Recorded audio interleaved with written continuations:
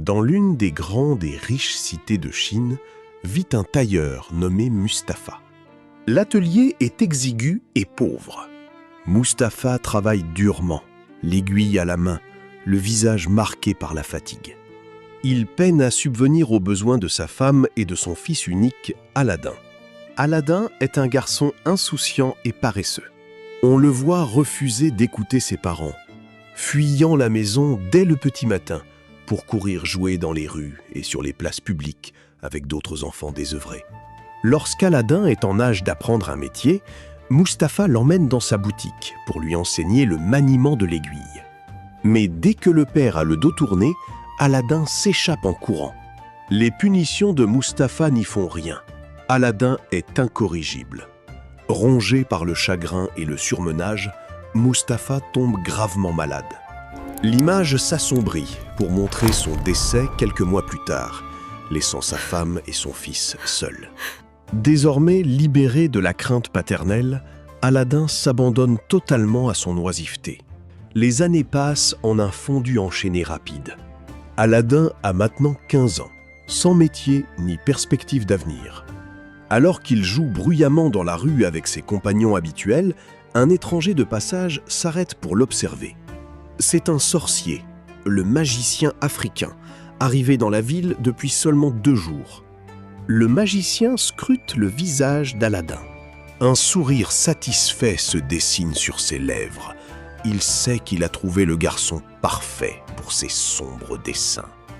Il s'approche discrètement des autres enfants pour glaner des informations sur Aladin.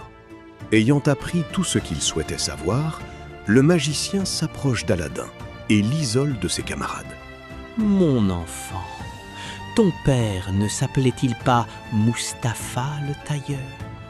Oui, monsieur, mais il est mort il y a longtemps.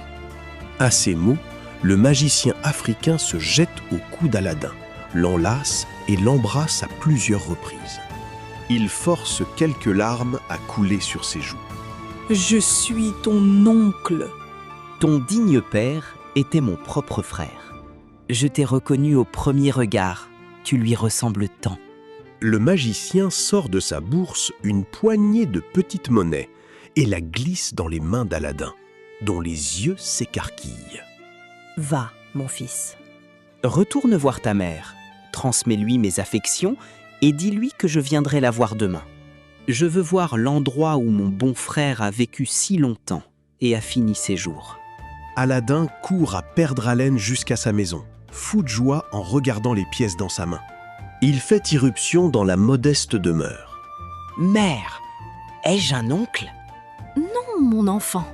Tu n'as d'oncle ni du côté de ton père, ni du mien. Pourtant, je viens de quitter un homme qui prétend être mon oncle, le frère de mon père. Il a pleuré et m'a embrassé quand je lui ai dit que mon père était mort.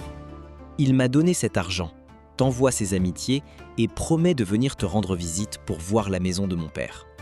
Je t'assure, mon enfant, ton père n'avait pas de frère et tu n'as pas d'oncle.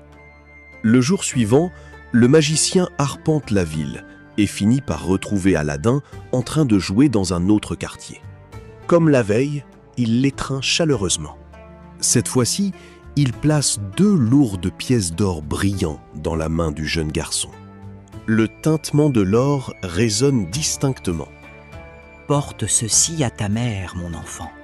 Dis-lui que je viendrai la voir ce soir et demande-lui de nous préparer quelque chose pour le souper. Mais d'abord, montre-moi la maison où vous vivez. Aladin, hypnotisé par l'or, lui montre la direction, scellant ainsi le début de sa grande et périlleuse aventure.